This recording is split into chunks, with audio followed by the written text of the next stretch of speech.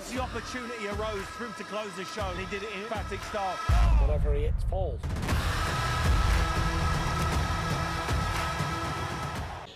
KUGAN ACSSIUS, TV, MTK Global. Halfway through now, Des? Almost. Almost? I thought this was the halfway point.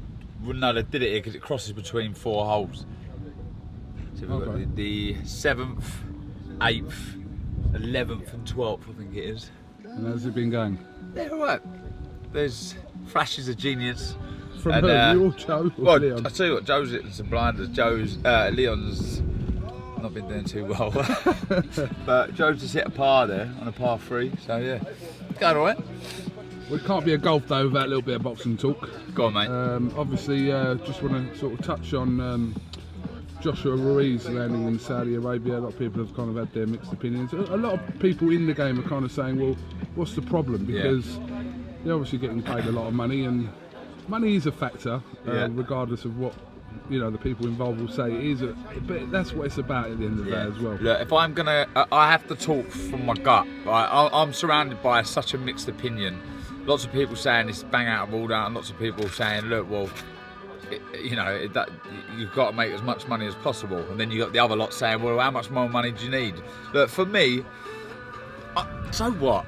So what? If Saudi Arabia opens the doors to further fighters to earn bundles of money, then I'm all for it. So if Anthony Joshua is the catalyst, or Amir Khan, whoever you want to say, if they're the catalyst or the pioneers for Saudi Arabia to be the new hub for earning fortunes of money, then so be it. Do you know what I mean?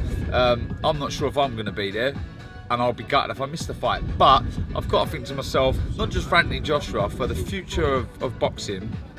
Though it's not ideal, we're not going to be watching them. You've got to watching them live. You've got to remember that this is their job as well. And I know we're talking millions and millions, but still, look, if I had the opportunity to look after my ancestors and my family's family, then I would continue to do that.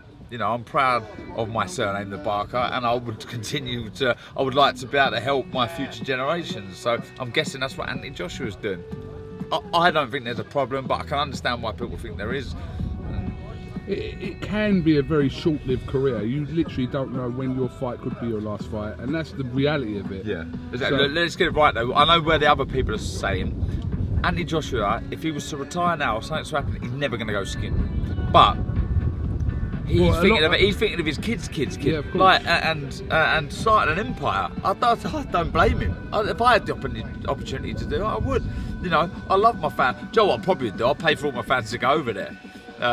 But you say that about he won't go skin, but people in boxing with a lot more money than Anthony Joshua have gone skin. Yeah, I can't see it though. Can you, mate? It doesn't always happen, but I just think you've got to really. It's about kind of securing your future for your children. He's got children, and it is about that as well. Well, I mean, it doesn't bother me. Does it bother you? It doesn't bother me, but do you know what? If I wasn't going because I couldn't go for whatever reason, no. I've got to agree with Paulie Malignaggi. He's another one that he's a bit like Marmite with Paulie, but I've got to agree with him when he's saying you're all pussies. Like, man, the fuck up. Honestly, what the fuck is going on with everyone whinging about everything? We've got I've been accustomed to idiots and trolls on Twitter. I don't know why, but you've just got to take it on the chin. Everyone's got a voice now. You're on social media or you're not, and if you are on it, you're gonna have to accept that there are complete fucking idiots on there.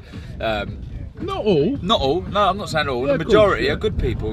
That when you post something that's sincere and it means something to you, you get a lovely response from it. Some of the podcasts I've done of late, I've done one on Joe, TKO, and the response I had was honestly, like, at times you're reading it, you got a lump in your throat, because for someone to take the time out and actually write something like that is beautiful. But it's SJ, Super Joe behind me swearing. But look, you've got to understand that there's so many fucking arseholes out there that just want to cause grief. Just let them be. Let it be. But anyway, That's your little run over. Yeah.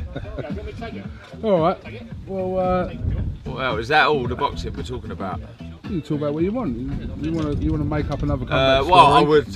the Derek Chisora incident the other day was funny. I really found that funny. Has he got a point? Yeah, I you know, look, you're talking about one and two in the super welterweight division, right? Taylor and Prograis. I just pronounce the same. Am I saying that right? Prograis. Super lightweight. Yeah, I'm hearing a few pronunciations, but anyway, super lightweight. Sorry. That's incredible to unify, I guess, or be the standout number one in your division. Warrants the top of the bill, but so does Chisora Parker, in my opinion. You know, everyone is talking about the heavyweights. That's a great fight. They're definitely talking about it now, or that fight in particular now after Derek's. Yeah, but I was anyway. When, yeah, I think it's a brilliant fight. You know, Parker's a great heavyweights fighter. always kind of calls the attention. Yeah, so. I do think they've got a shout. It's a shame at the minute they're trying to do these mega shows that everyone. Again, you get all the people that want to cause a bit of ag saying that these pay-per-view shows aren't worthy of spending money on, but they are two main event shows, so I do get what Chisora's saying. Probably interesting time to announce it or say it, but he makes for great. I mean, he's the king of the press conference, isn't he? Well, he definitely lit that one up, absolutely. Yeah. And Parker weren't even there, so. No. Well, I'm getting hurried up by Mr. Kazagi, so. All right. I'm getting impatient. Yeah. All right. Well, listen, we're going to crack on, and thank you very much for your time, and we'll catch up with you in a bit. Wish me luck, mate. Good luck, mate. Cheers. Once the opportunity arose for him to close the show, and he did it in emphatic style. Whatever he hits falls.